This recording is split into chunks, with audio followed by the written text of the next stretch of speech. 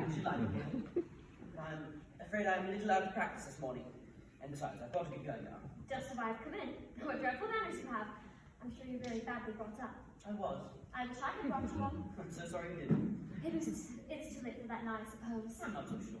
Will you write tomorrow morning? Yes, at 10. Don't forget. Of course I can.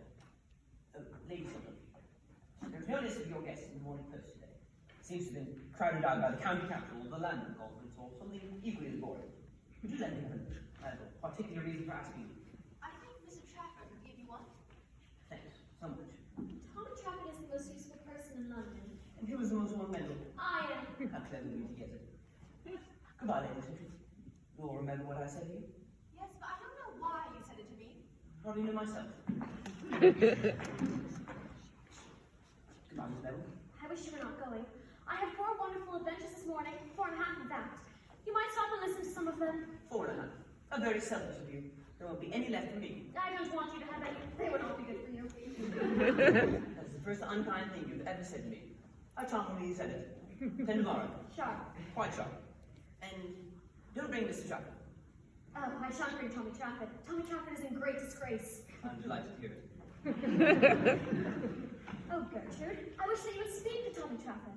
Oh, that's poor Mr. Trafford at this time. Oh, Robert says he's the best secretary he's ever had. well, Tommy has proposed to me again. Tommy really does nothing but propose to me. He proposed to me last night in the music room when I was quite unprotected, as there was an elaborate trio going on. I didn't dare to make the smallest repartee, I need hardly tell you.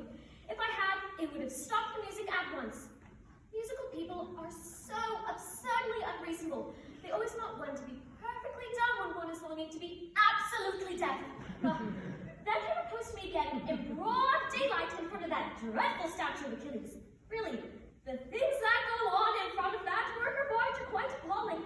The police should interfere. After luncheon, I could tell by the glare in his eyes that he was going to propose to me again, and I just managed to check him in time by assuring him that I was a bimetallist. Fortunately, I don't know what bimetallism means, and I don't think anybody else does either. But the observation crushed Tommy for about 10 minutes. He looked quite shocked. And then Tommy is so annoying in the way he proposes.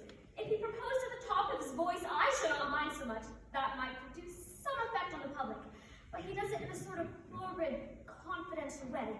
When Tommy wants to be romantic, he talks to one just like a doctor.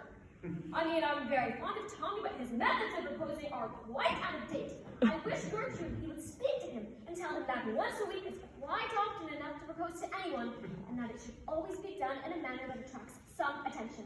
Don't talk like that. Robert thinks very highly of Mr. Trafford.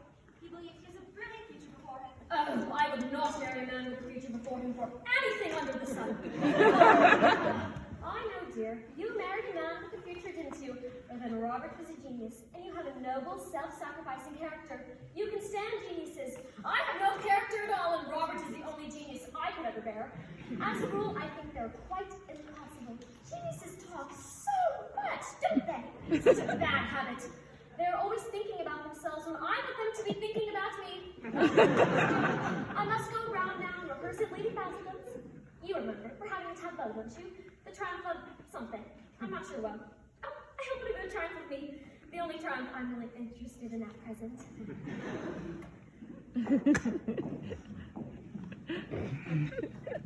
Gertrude, do you know who's coming to see you? That dreadful Mrs. Cheatley.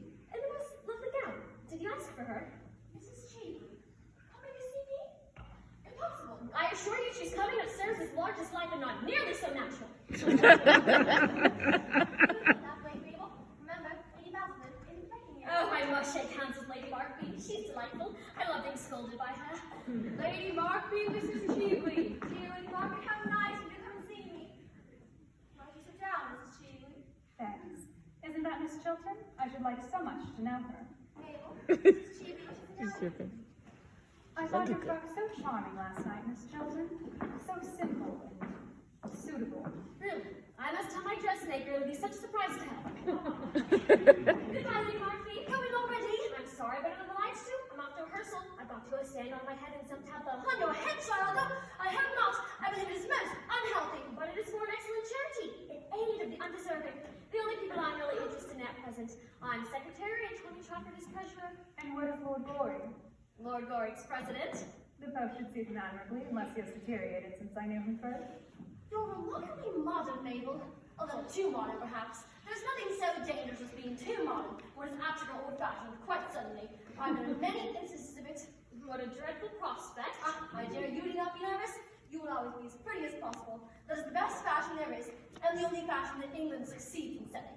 Thank you so much, Lady Markby, on behalf of England and myself. The only difficult matter is the TV started first.